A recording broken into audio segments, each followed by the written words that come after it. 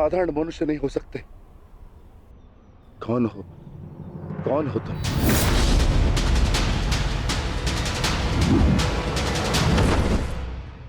कहा था ना, अपना परिचय देना भूल जाओगे।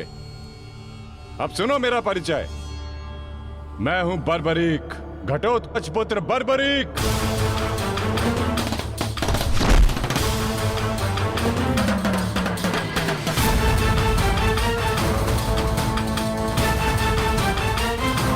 बालक, अपना परिचय देने से पूर्व मेरा नाम तो जान लेते।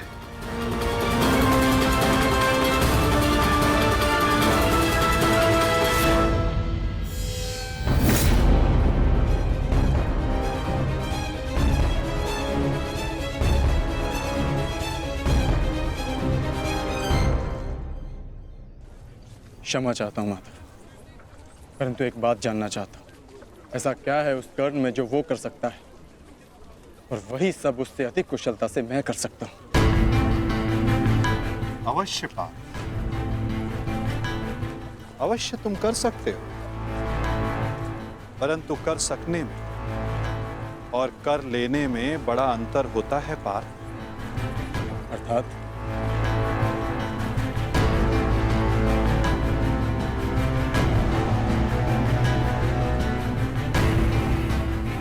शब्द और अर्थ के फेर में मत पड़ो पार्थ, उससे कोई लाभ नहीं होता। नहीं माता, लाभ है। बहुत गुणगान सुन लिया कर्ण का। आज तक मैंने आपकी हर बात आंख मूंद कर मानी है, परंतु आज मुझे साक्ष्य चाहिए, प्रमाण चाहिए कि कर्ण श्रेष्ठ क्यों है। तुम्हें पूर्ण विश्वास है पार्थ कि तुम प्रमाण पाना चाहते हो? हाँ माता। ठीक है अर्जुन, मैं तुम्हें सिद्ध करके दिखाता हूं। कदाचित उसके पश्चात तुम्हें विश्वास हो जाए। यदि फिर भी विश्वास ना हुआ तो?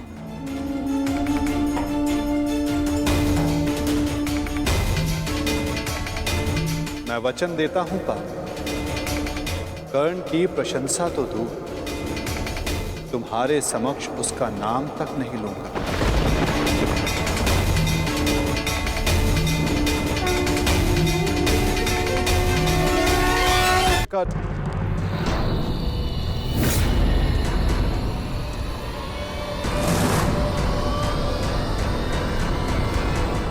ये क्या है पुत्र?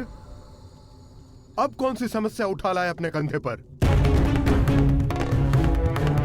हाँ बार्बरिक, कौन है ये? और इनकी ये दशा किसने की? चिंता ना करो माता, ये केवल मूर्छित ही हुए हैं। परंतु कैसे? बस ये मुझे चुनौती देने की भूल कर बैठे।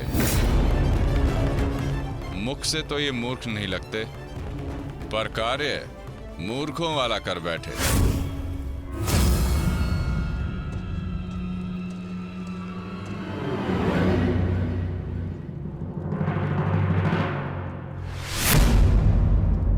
पिताश्री! पिताश्री! पिताश्री! पिताश्री! पिताश्री! मारवी, पानी लेके आओ। क्या हुआ पिताश्री? क्या हुआ? ये क्या अनर्थ कर डाला तुमने? तुम्हें पता भी है ये कौन है? ये पिताश्री है मेरे, तुम्हारे पितामह मध्य पांडव महाबली भीम है ये, जिनका सम्मान करना चाहिए उन पर प्रहार कर उनको अपमानित कर दिया। लज्जा आती है मुझे कि तुम मेरे पुत्र हो। हाँ, जो तुमने किया वो मूर्खता नहीं, पाप है।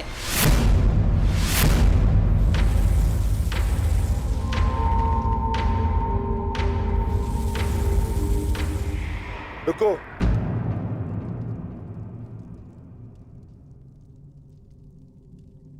पिताश्री, मैं अपने मूर्ख पुत्र की ओर से क्षमा मांगता हूं। क्या ये मेरा पौत्र है? प्राणिपात पितामह, अपनी उद्दंडता पर मैं लज्जित हूं।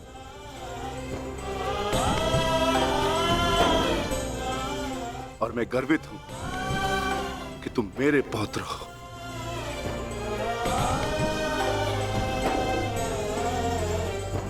निर्णय तो युद्ध के अंतिम दिन होगा हस्तिनापुर युवराज। नियम तो केवल युद्ध का मार्गदर्शन करते हैं। अंत में कौन कितनी सीमा में रहता है और किसे सीमा तोड़ने का दंड मिलेगा, ये तो समय ही बताएगा। उचित है वासुद, परंतु मैंने जो कारण गिनवाए, क्या उसका उत्तर किसी के पास है? अर्जुन, भीम, युधिष्ठिर, किसी के पास उत्तर नहीं है। उत्तर मेरे पास है दुर्योधन।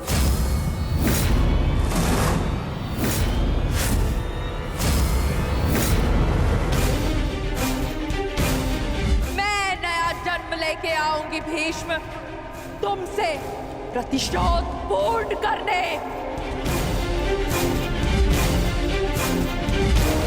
देवी अंबा,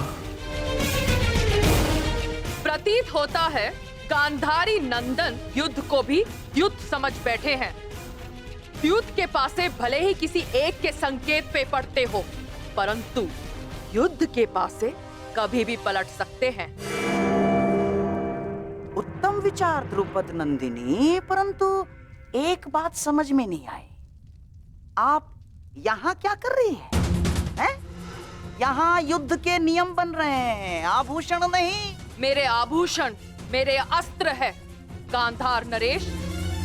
रहा आपके प्रश्नों का उत्तर कुमार दुर्योधन, तो मैं आपको बता दूं कि पांडव पक्ष में आपके हर योद्धा की काट है। तुम्हारे कवच कुंडलधारी मित्र कर्ण का उत्तर है द्रोण शिष्य पशुपतास्त्रधारी कौन्तेय अर्जुन। आपकी अगली सुरक्षा पंक्ति आचार्य द्रोण। तो कदाचित आप भूल रहे हो तो मैं आपको स्मरण करा दूं कि मेरे भाई धृष्टद्युम्न का जन्म द्रोण का वध करने के लिए हुआ है। रही बात आपके प्रिय मामाश्री की, नारायणी सेना की, तो मैं आपको बता दूं स्वयं नारायण पांडवों के मार्गदर्शक है। और शेष रहे आपके कुशल अनुभवी सेनापति गंगा पुत्र भीष्म, तो उन्हें मुक्त करने के लिए मैं स्वयं आप सबके सामने खड़ी हूं।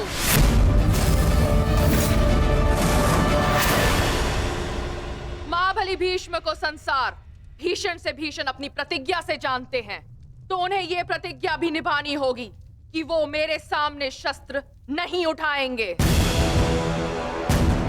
तो कौरव दल स्वागत कीजिए पांडव पक्ष के सेनापति वीरांगना शिखंडिनी का। अद्भुत पांचाल कुमारी, अद्भुत। परंतु यह समय युद्ध की ललकार देने का नहीं है। यहाँ हम युद्ध के नियम निर्धारित करने के लिए बैठे हुए हैं, इसीलिए आप अपना स्थान ग्रहण करें।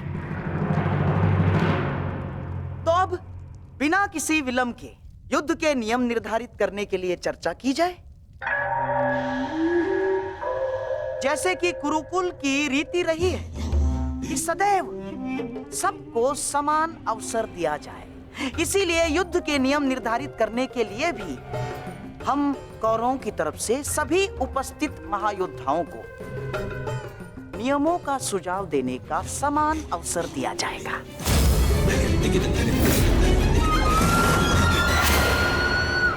और हाँ, मैं ये जानता हूं कि पांडव पक्ष मामा श्री शकुनी का मुख अधिक समय तक नहीं देख सकते, इसीलिए मैं अपना सुझाव आरंभ में ही दे देता हूं। समस्त आर्यव्रत में युद्ध चाहे जितने भी दिन चले, परंतु आरंभ सूर्योदय से होता है और सूर्यास्त होते ही युद्ध भी थम जाता है।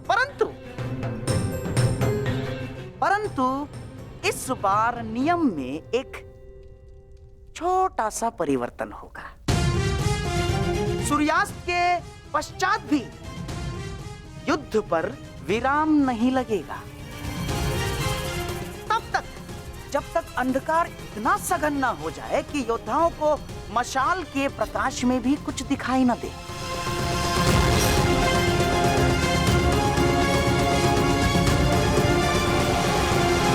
स्वीकार है, परंतु स्मरण रहे मामा श्री, यह नियम सब पर प्रभावी होगा। जब तक अंधकार में मैं देखने में असक्षम ना हो जाऊं, मैं प्रहार करता रहूंगा। और स्मरण तो आपको है ही कि अंधकार में भी अर्जुन अपने लक्ष्य से कभी नहीं चूकता। मेरा भी एक सुझाव है। युद्ध में घायल या लड़ने में असमर्थ या निरस्त्र हुए योद्धा पर विपक्षी प्रहार नहीं करेगा। अति उत्तम मित्र, हमें स्वीकार है। अद्भुत अंगराज, आपका न्याय दर्शन तो सराहनीय है। हमें आपका ये नियम स्वीकार है। समान पद वाले योद्धा समान पद के योद्धाओं से द्वंद्व करेंगे। रथी रथी से द्वंद्व करेंगे, महारथी महारथी से द्वंद्व करेंगे, अश्वरोही से अश्वरोही द्वंद्व करेंगे और गजरोही से गजरोही द्वंद्व करेंगे। एक योद्धा केवल एक योद्धा से युद्ध करेगा। गुट बनाकर कोई भी किसी एक पर आक्रमण नहीं करेगा। किसी के पीठ पीछे कोई प्रहार नहीं करेगा।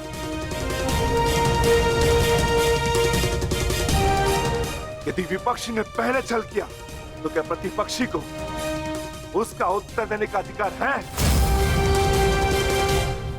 वो योद्धा की सोच पर निर्भर करता है विकोदर। एक महत्वपूर्ण नियम, इस युद्ध में वही योद्धा एक दूसरे का सामना कर सकता है जिसके पास समान रूप से अस्त्र, शस्त्र और शक्ति होगी। दुर्बल पर प्रहार करना निषेध होगा। और इस युद्ध में गदाधारी गदा युद्ध के नियम से और धनुर्धर धनुर्शस्त्र के युद्ध से युद्ध करेंगे। और सबसे महत्वपूर्ण नियम, इस युद्ध में किसी भी प्रकार का छल, कुचक या षड्यंत्र नहीं होगा। स्मरण रहे। हमें स्वीकार है।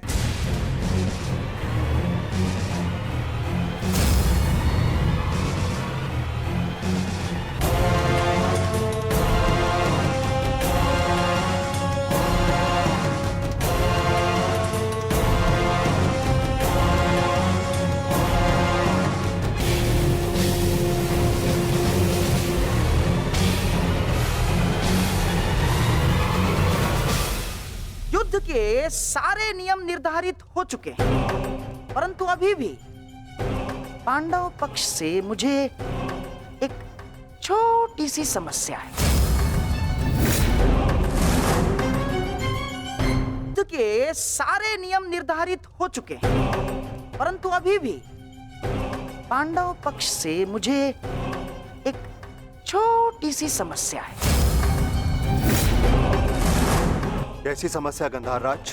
धर्मराज, ना अर्थात ये युद्ध समान पद, बल, शक्ति और हम पुरुषों के मध्य हो रहा है, तो आपके दल में एक स्त्री क्या कर रही है?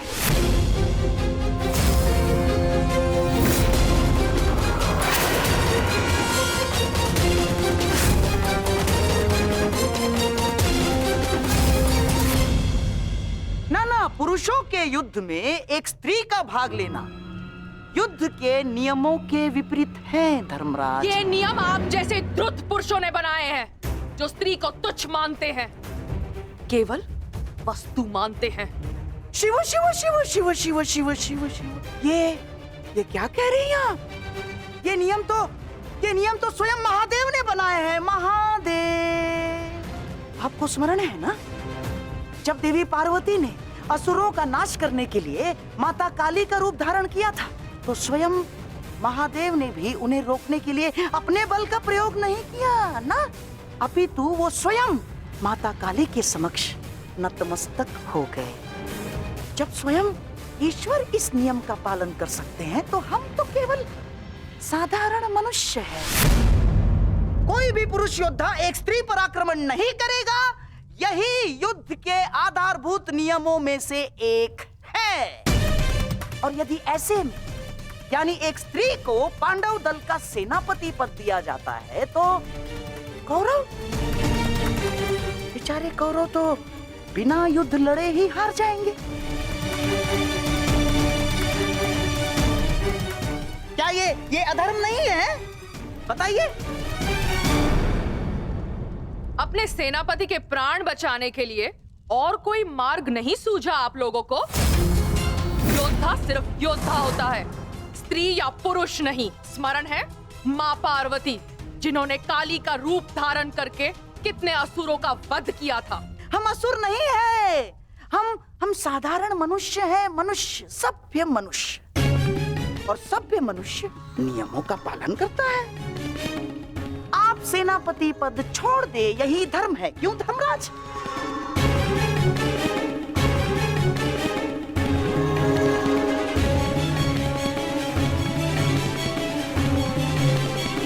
हाँ, तो सबके समक्ष युद्ध के सभी नियम निर्धारित हो चुके हैं।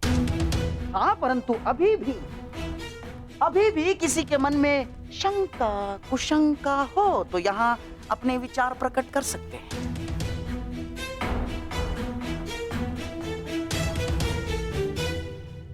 नहीं गांधार राज, इस सभा में बनाए सभी नियम और उपनियम हमें स्वीकार।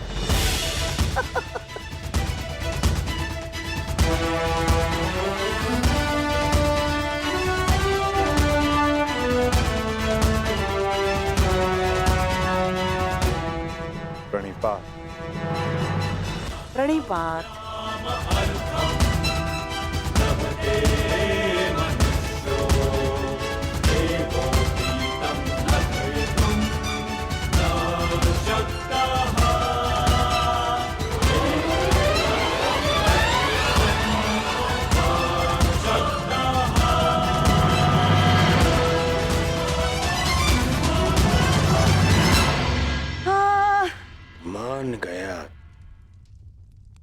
मान गया क्या रणनीति थी मामाश्री। आपकी रणनीति को मैं मान गया मामाश्री। आपकी रणनीति का उत्तर तो आज कृष्ण के पास भी नहीं था। पूरी युद्ध की व्यूहरचना ही बदल दी आपने साधु। साधु। परंतु सुनो, अब ये साधुवाद देने में समय व्यर्थ ना करो दुर्योधन। हमें केवल ये युद्ध आरंभ ही नहीं करना है, अपितु इस युद्ध को जीतना भी है। और युद्ध में विजय प्राप्त करने के लिए अनुकूल परिस्थितियां बनानी पड़ती हैं।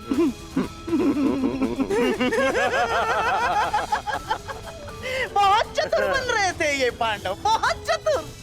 परंतु अब इन्हें ज्ञात हो गया होगा कि इनकी हार निश्चित है। हमने जो चाहा वही हुआ है दुर्योधन।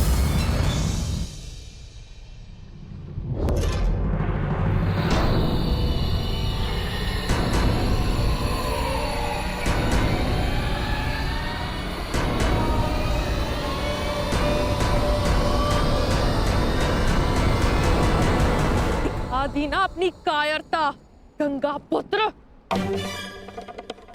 फिर से मौन रहकर तुमने अपने इच्छा मृत्यु के वरदान को लंबा कर दिया। फिर से अपनी दृष्टि झुकाकर तुम्हें लगता है कि तुमने अंबा के प्रतिशोध को झुका दिया।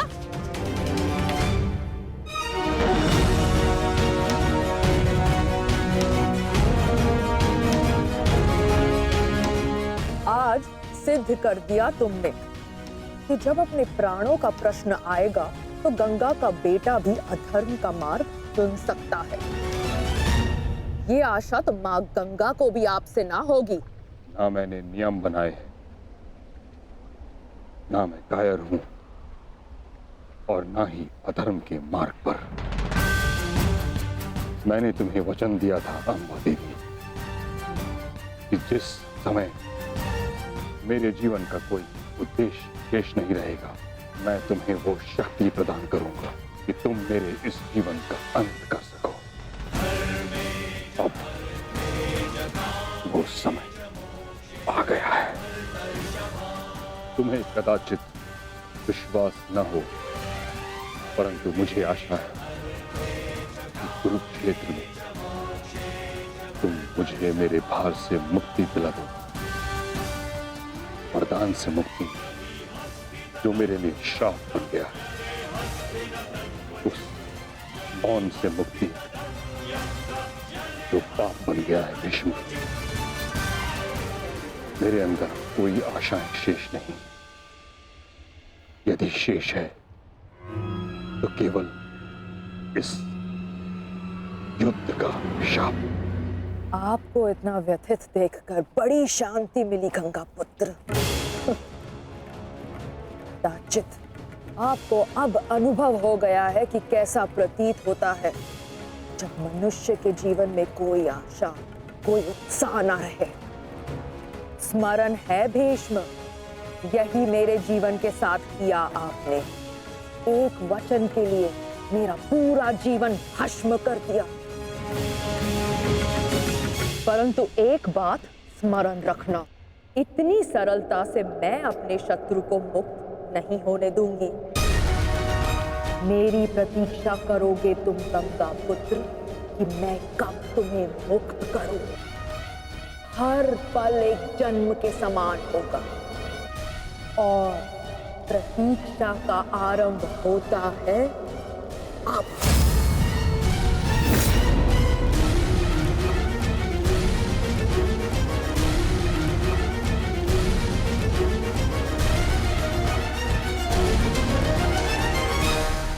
मैं उन्हें नहीं छोड़ूंगा जेस, उन्होंने हमारे साथ छल किया है।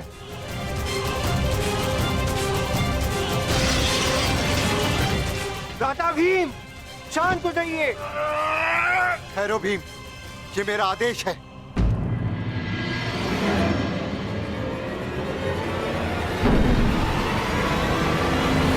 क्रोध केवल तुम्हें नहीं आ रहा है, रक्त हम सबको उबल रहा है। एक और हमारे ही मामा श्री को छल के कारण हमारे विरुद्ध युद्ध करना पड़ रहा है, और दूसरी ओर बड़ी ही चतुरता से उन्होंने शिखंडिनी को युद्ध से दूर कर दिया। यह समय क्रोध का नहीं, कर्म का है। इस समय कौरव सेना के पास 11 क्षणी सेना है और हमारे पास केवल 7। इस समय हमें हमारी शक्ति को एकत्रित करना होगा।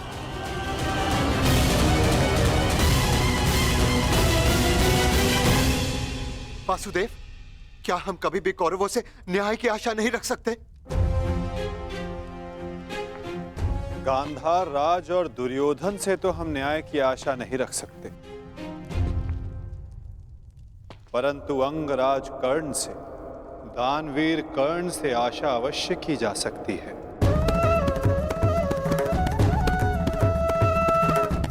कि वो युद्ध में न्याय का पालन करेंगे, अपने वचन दान का मान रखेंगे। हम सब ने देखा कि अंगराज ने कौरवों के पक्ष में होते हुए युद्ध के लिए कैसे न्याय संगत नियम बनाए। परंतु वासुदेव, वो दुर्योधन के विरुद्ध कभी नहीं जाएगा, और उस दुर्योधन से मुझे न्याय की कोई आशा नहीं। कायरों की भांति हमारी सैन्य शक्ति को छिन्न भिन्न करने लगा है। जेष्ठ, बहुत हो गई सभा, बहुत बन गया नियम। अब बस, अब समय आ गया है उस दुर्योधन को उचित उत्तर देने का। ठहरो भीम।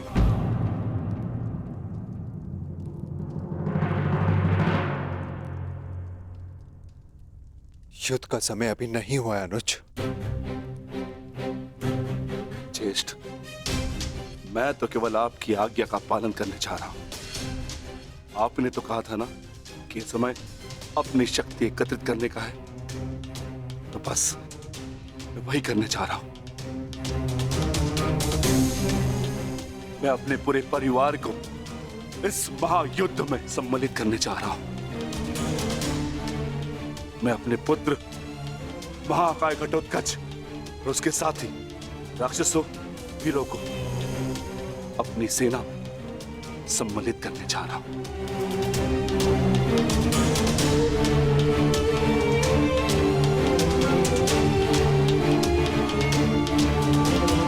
तुम उचित कह रहे हो अनुज। तुम्हें शीघ्र अतिशीघ्र यहां से प्रस्थान करना चाहिए।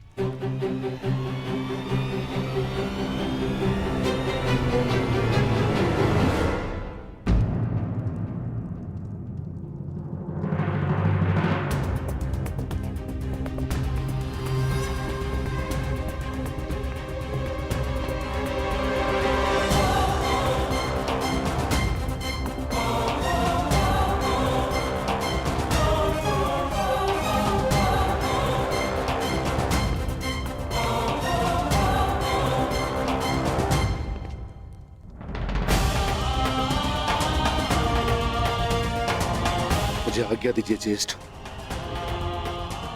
मैं प्रस्थान कर रहा हूं।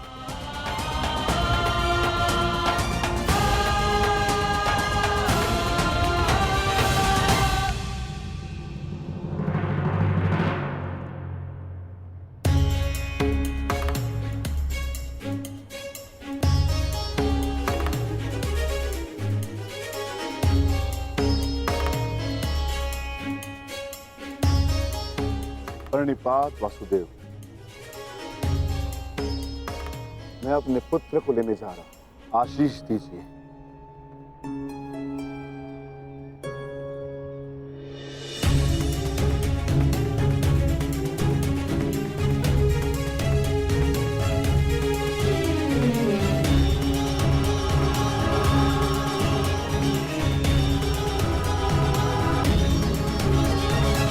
क्या हुआ माता? आप अचानक बाहर क्यों आ गए? और आप इतने विचलित क्यों? मैं विचलित नहीं हूं पार्थ, बस तनिक अशांत हूं। अशांत? मैं समझा नहीं माता। युद्ध होता ही ऐसा है पार्थ, जो मन को अशांत कर दे।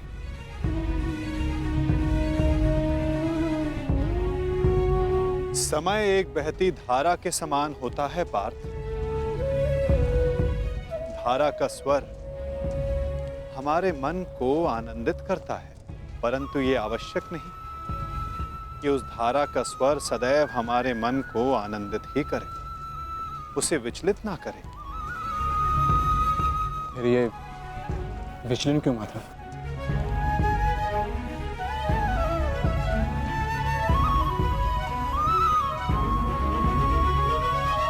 अन्न।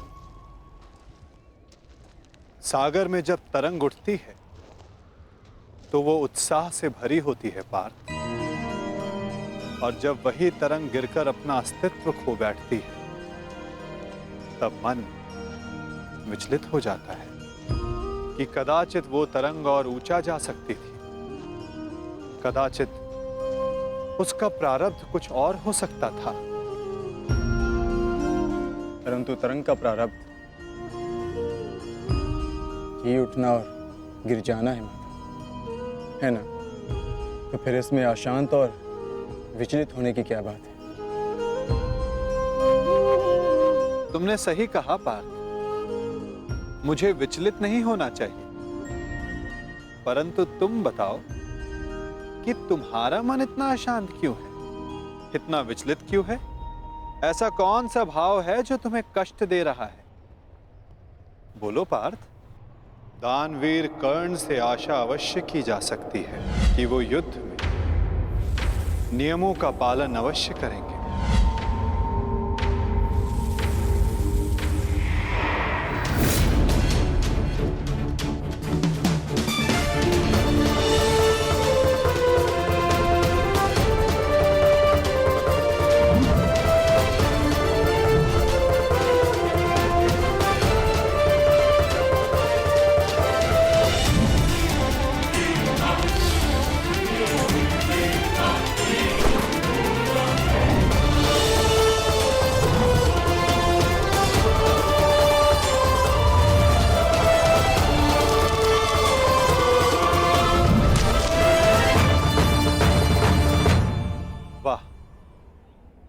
कितना अद्भुत धनुधर है ये।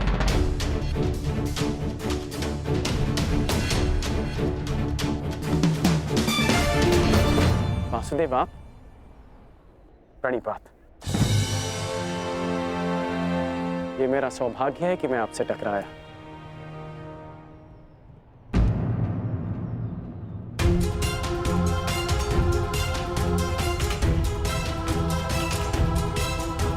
सौभाग्य और दुर्भाग्य के लिए धन्यवाद और तानों का पात्र समय होता है अंगराज, मनुष्य नहीं। उचित परिस्थिति में उचित समय पर उचित मनुष्य से मिल जाना सौभाग्य होता है और अनुचित परिस्थिति में उचित मनुष्य से मिलना दुर्भाग्य होता है कर्ण। आपका टकराना तो उचित ही होता है वासुदेव, इसलिए यह सौभाग्य होता है। आज्ञा दीजिए। प्रणिपात।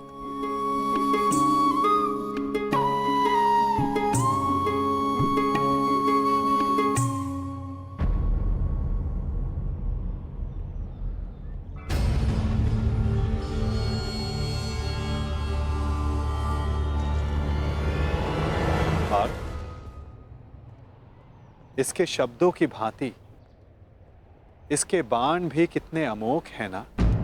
शब्दों का तो ज्ञात नहीं, परंतु लक्ष्य भेद करने के लिए मेरे बाण कर्ण से अधिक शक्तिशाली और तीव्र हैं माधव, और ये बात आप भली भांति जानते हैं। आज किसी के शब्दों में धार दिखाई दे रही है पार्थ।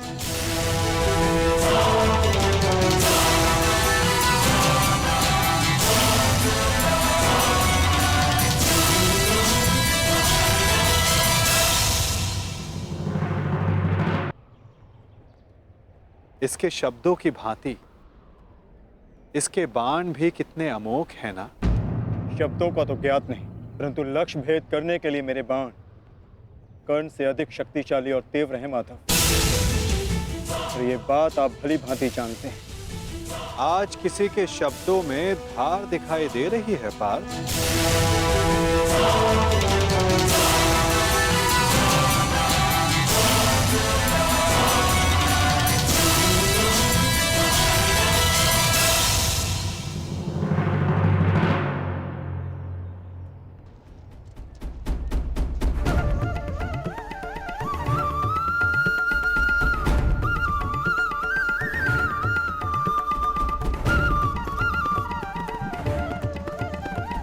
अब बता भी दो अपने सखा को, ऐसी कौन सी बात है जो प्रतिपल तुम्हें और अधिक अशांत किए जा रही है पार्थ। आप तो ऐसे कह रहे हैं माधव, जैसे कि आप तो कुछ जानते ही नहीं। कैसे जानूंगा, मैं कोई अंतर्यामी थोड़ी ना हूं। वाह माधव, जो संसार में कोई नहीं देख सकता उसे आप देख लेते हैं, जो सबके समक्ष है उससे अनजान होने का अभिनय करते हैं। आप भली भांति जानते हैं इस बात को कि मैं इतना व्यग्र क्यों हूं, क्यों आपके विचारों पर, आपके समय पर उसका अधिकार है। क्यों माधव, क्यों?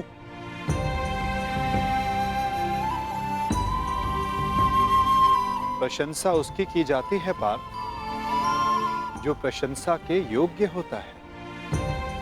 महत्व उसे दिया जाता है जो महान होता है,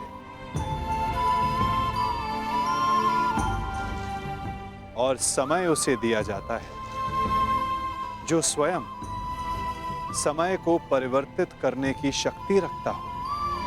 और मैं क्या, कर्ण की कुशलता और लगन को देखकर उस पर कोई भी मोहित हो सकता है। ऐसा कोई नहीं जो कर्ण की कुशलता को अनदेखा कर सके, केवल उनके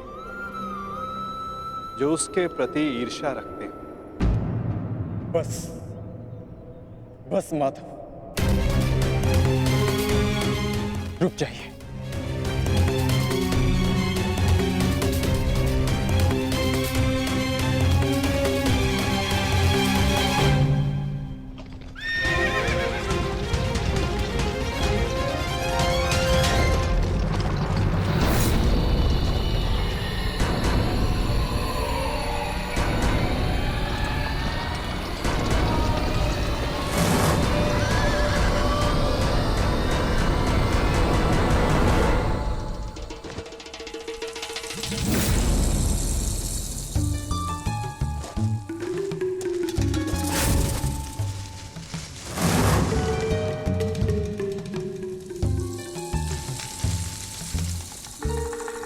कौन है वहां? कौन है जो मेरा पीछा कर रहा है? यदि साहस है तो सामने आ। आपको लगता है कि मुझे कर्ण से ईर्ष्या है, परंतु मुझे कर्ण से ईर्ष्या क्यों होगी माता? मैं भी मानता हूँ कि वो एक महान धनुर्धारी है और इस बात का मैं सम्मान भी करता हूँ, इसलिए उसके साथ अपना अधूरा धर्म पूर्ण करना चाहता हूँ। परंतु माता, आप कैसे भूल सकते हैं, वो अर्जुन ही था जिसने विराट युद्ध में कर्ण को पराजित किया था। वो अर्जुन ही था जिसने कर्ण के रहते हुए पांचाली के स्वयंवर को विजित किया था। मैं स्वीकार करता हूं कि कर्ण एक महान योद्धा है, धनुर्धारी, परंतु मुझे आज तक उसमें कोई अद्भुत बात नहीं दिखी। परंतु आज एक विचित्र बात का भान अवश्य हुआ है कि आपके हृदय में अर्जुन से अधिक कर्ण बसता है।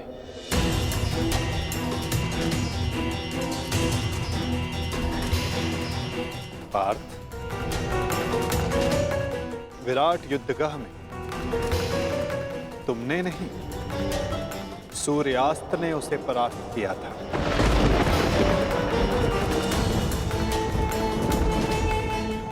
पांचाली के स्वयंवर एक सूत के प्रति क्षत्रियों के दीर्घाह ने जीता।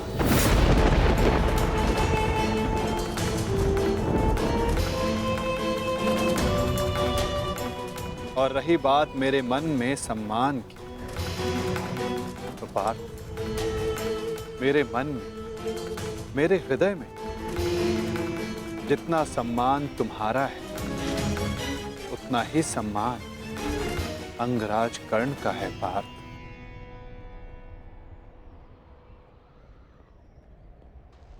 जलधारा की शक्ति का अनुमान उसकी सतह को देखकर नहीं लगाया जा सकता। पार्थ, जलधारा की शक्ति उसके भीतर छिपे उथल तरंगों में होता है। पार्थ, जिसका अनुमान समय आने पर सबको हो जाता है। सत्य सदैव वो नहीं होता पार्थ जो सबको दिखाई देता है। सत्य वो भी होता है जो हमारी दृष्टि देख नहीं सकती।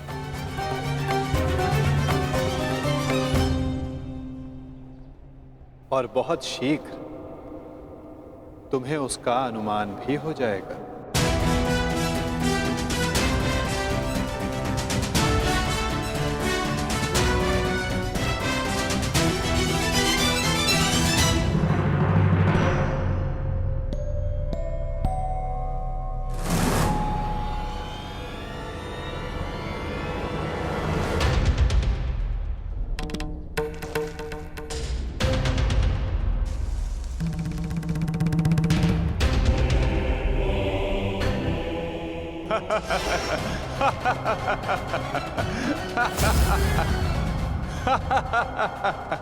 कौन हो तुम? तुम्हें अनुमान भी है? किस पर हंस रहे हो? जानते हो मैं कौन हूं? मेरा नाम क्या है? बता दीजिए ना भद्र। आपका रूप देखकर तो भय लगता नहीं, कदाचित आपका नाम इतना भयंकर हो जिसे सुनकर मेरी हंसी चली जाए। तुम जानते हो मैं कौन हूं? यदि मैंने अपना परिचय दे दिया तो तुम श्वास भी नहीं ले पाओगे। और यदि मैंने आपके कर्मों का दंड दे दिया तो आप अपना नाम भी भूल जाएंगे भद्र।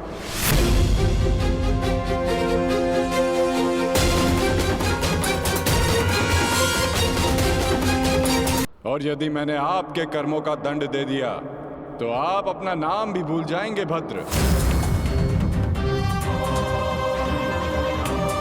जिस भांति आप पौधों और वनस्पति को अपने पांव तले कुचलते चले जा रहे हैं, स्पष्ट है कि निसर्ग के प्रति आपको कोई सम्मान नहीं है।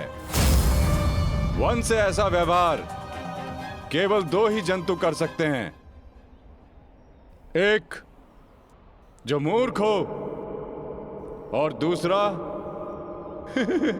कोई वानर हो। इसीलिए सोच रहा हूं कि आप कोई मूर्ख है या फिर कोई वानर। मूर्ख, तुम्हें तुम्हारी मृत्यु क्या खींच लाई?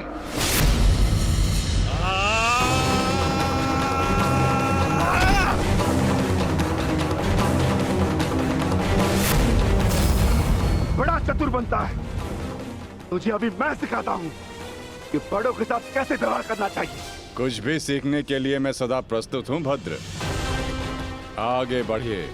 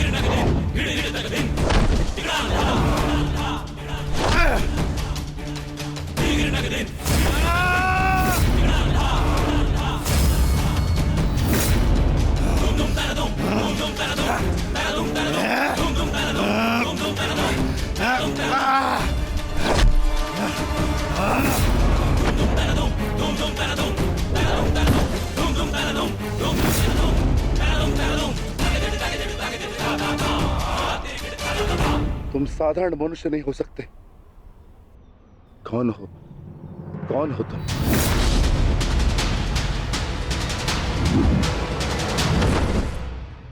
कहा था ना, अपना परिचय देना भूल जाओगे। अब सुनो मेरा परिचय। मैं हूं बर्बरीक, घटोत्कच पुत्र बर्बरीक।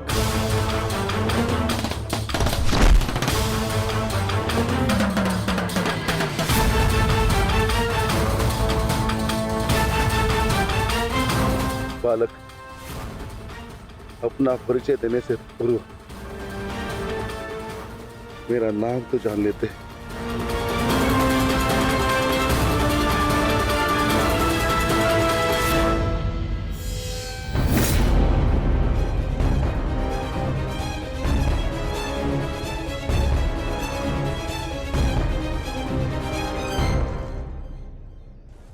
क्षमा चाहता हूँ माता, परंतु एक बात जानना चाहता हूँ। ऐसा क्या है उस कर्ण में जो वो कर सकता है और वही सब उससे अधिक कुशलता से मैं कर सकता हूँ। अवश्य पार्थ, अवश्य तुम कर सकते हो, परंतु कर सकने में और कर लेने में बड़ा अंतर होता है पार्थ। अर्थात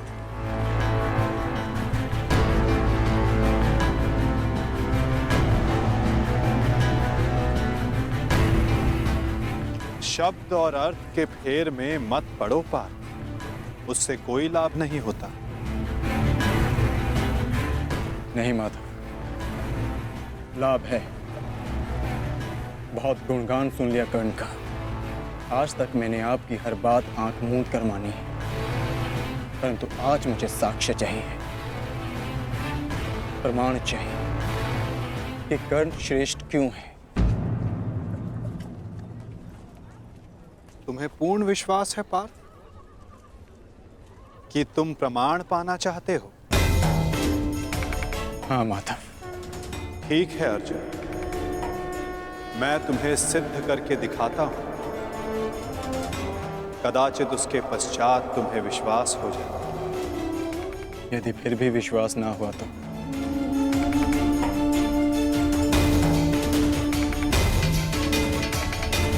मैं वचन देता हूं पार्थ, कर्ण की प्रशंसा तो दूर, तुम्हारे समक्ष उसका नाम तक नहीं लूंगा।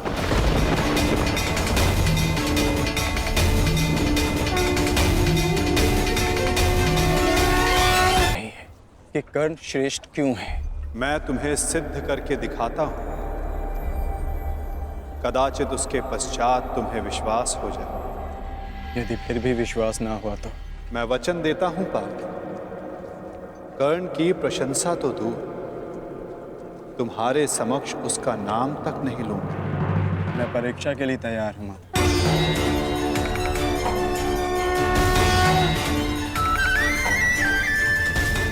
उन दो पर्वतों को देख सकते हो पार्थ?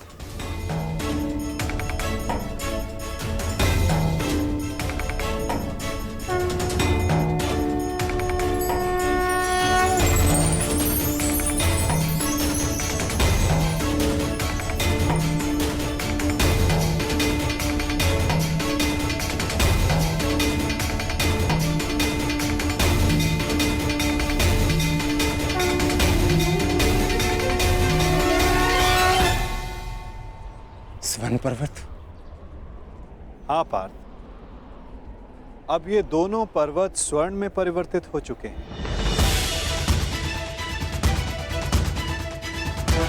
अति सुंदर। स्वर्ण वो वस्तु होती है पार्थ जिसे हर कोई अर्जित करना चाहता है। और अब मैं ये कहता हूं कि इन दोनों स्वर्ण पर्वतों पर तुम्हारा अधिकार है। और मैं ये चाहता हूं कि इन दोनों स्वर्ण पर्वतों को समान मात्रा में बांटकर इन ग्राम वासियों में दान कर दो। परंतु पार्थ, एक बात का स्मरण रखना, इन पर्वतों का सारा स्वर्ण दान करना होगा। स्वीकार है तुम्हें?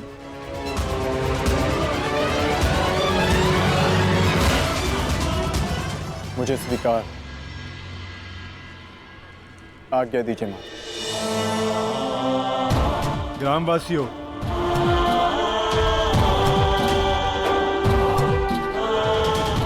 मैं पांडु पुत्र अर्जुन ये घोषणा करता हूं, ये दोनों स्वर्ण मेरु समान मात्रा में विभाजित करके आप सबको दान में दिए जाएंगे।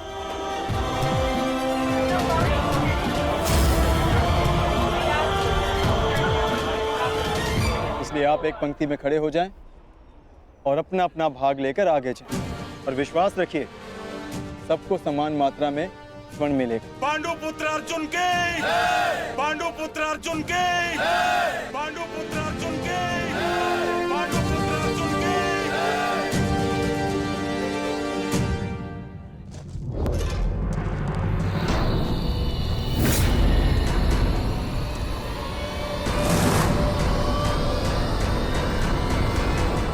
ये क्या है पुत्र? अब कौन सी समस्या उठा लाए अपने कंधे पर? हाँ बार्बरिक, कौन है ये? और इनकी ये दशा किसने की? चिंता ना करो माता, ये केवल मूर्छित ही हुए हैं। परंतु कैसे? बस ये मुझे चुनौती देने की भूल कर बैठे। मुख से तो ये मूर्ख नहीं लगते, पर कार्य मूर्खों वाला कर बैठे।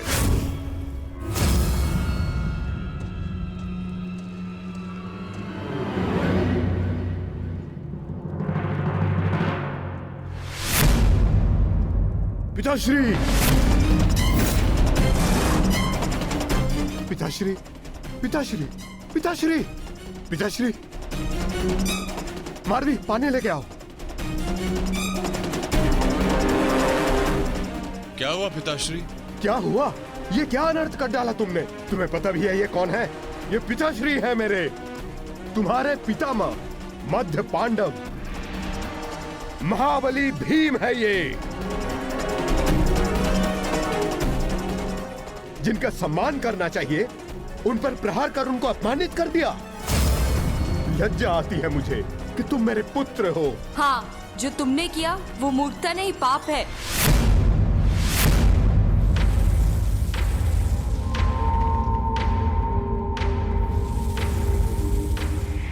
रुको।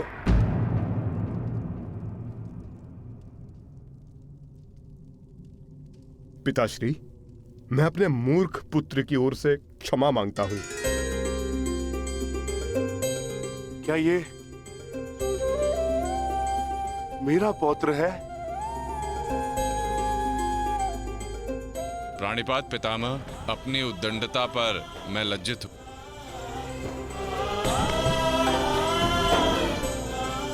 और मैं गर्वित हूं कि तुम मेरे पौत्र हो।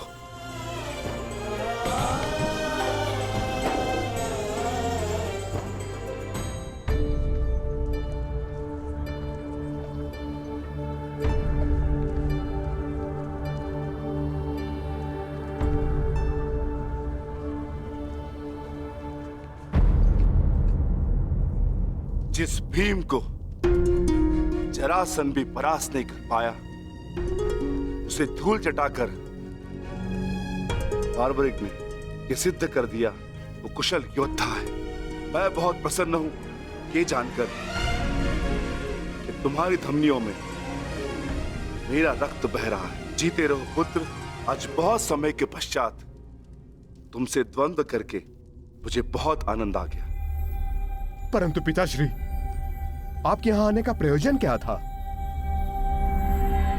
प्रयोजन है पुत्र, और वो प्रयोजन तुम्हें और बार्बरिक को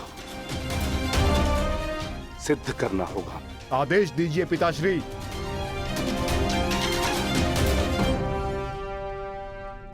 कौरवों और हमारे मध्य महायुद्ध आरंभ होने वाला है।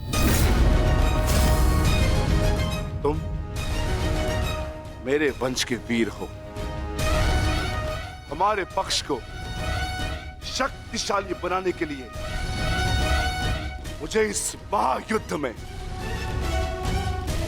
मेरे परिवार की आवश्यकता है। मुझे मेरे कुशल और बलवान पुत्र और पौत्र की आवश्यकता है।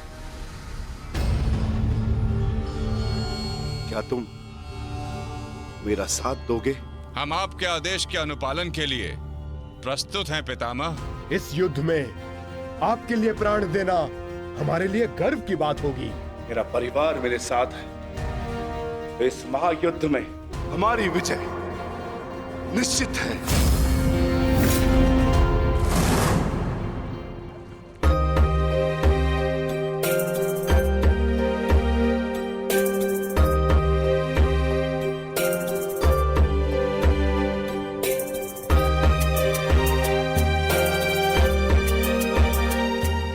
ये लोग तो पहले भी अपने भाग का स्वर्ण ले चुके हैं।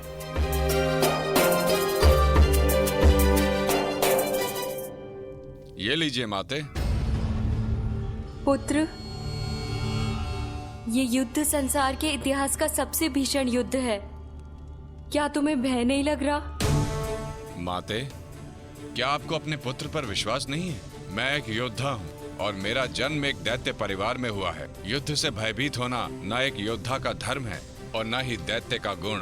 आपके पुत्र का कौशल युद्ध में निसंदेह महत्वपूर्ण साबित होगा। मैं नहीं जानता कि कौन उचित है और कौन अनुचित, कौन दोषी और कौन पीड़ित।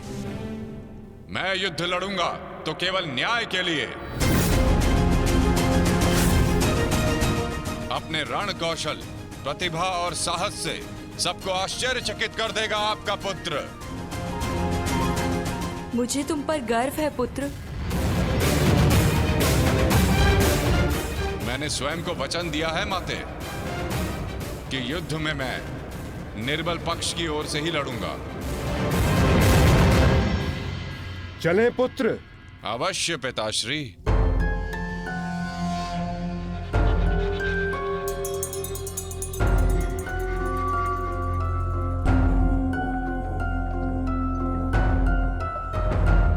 रुक जाइए, थोड़ा विश्राम करते हैं।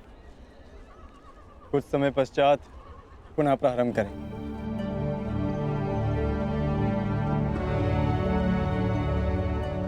क्षमा चाहता हूँ माधव, परंतु मैं ये जानना चाहता हूँ कि आपकी ये परीक्षा कब समाप्त होगी।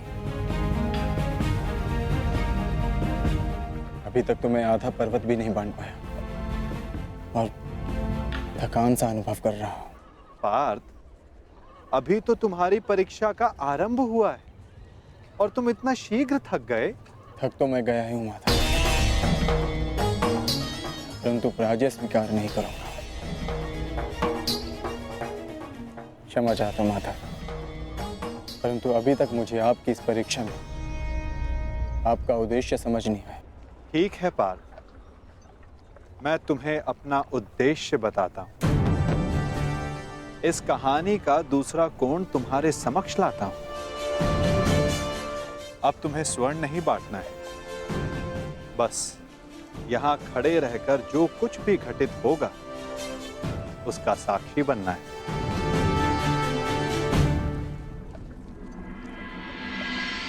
दिव्य दृष्टि से बाण शक्ति से जीते ये सारा रण, शांत चित्त धरे आत्मबल भरे जीते हर बाधा गण। सूर्य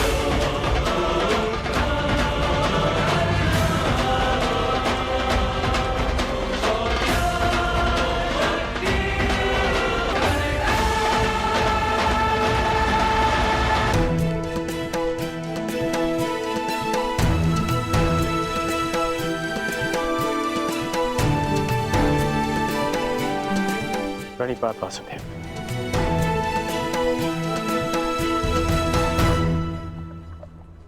आदेश कीजिए कि कैसे आपने मुझे स्मरण किया। मित्र, एक महत्वपूर्ण कार्य के लिए तुम्हारी सहायता चाहिए मुझे।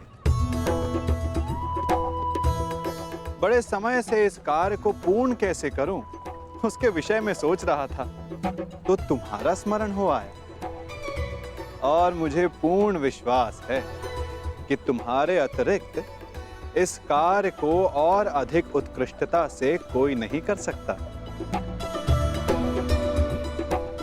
ये मेरा सौभाग्य है कि आपने मुझे अपना मंतव्य पूर्ण करने के लिए योग्य समझा।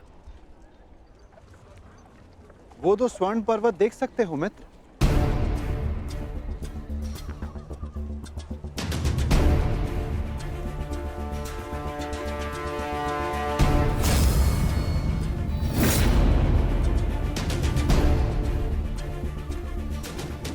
अब इन स्वर्ण पर्वतों पर तुम्हारा अधिकार है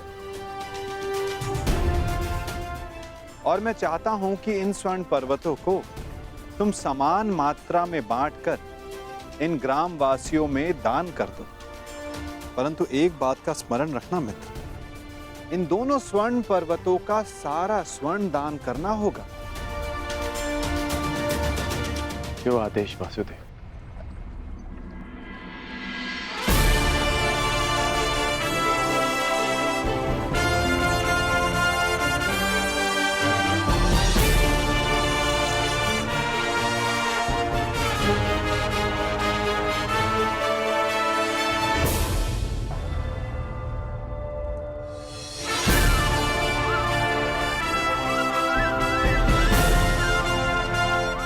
मैं सभी ग्रामवासियों से निवेदन करता हूं कि ये दोनों स्वर्ण पर्वत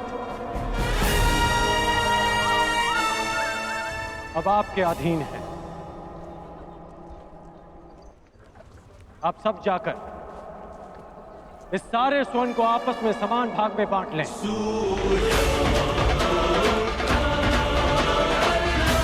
जाइए।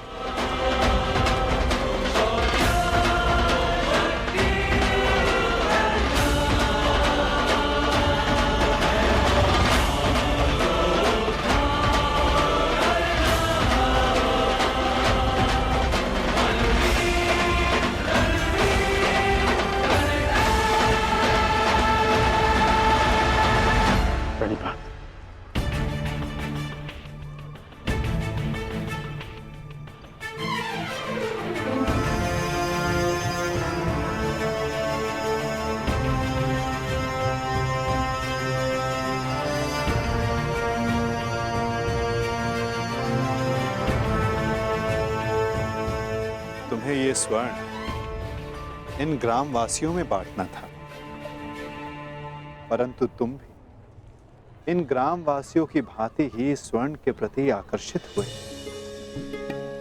कदाचित तुम स्वर्ण को ऐश्वर्य और सम्मान प्राप्त करने की वस्तु समझते हो। तुमने अपने अनुमान से इस स्वर्ण को इन लोगों में दान किया,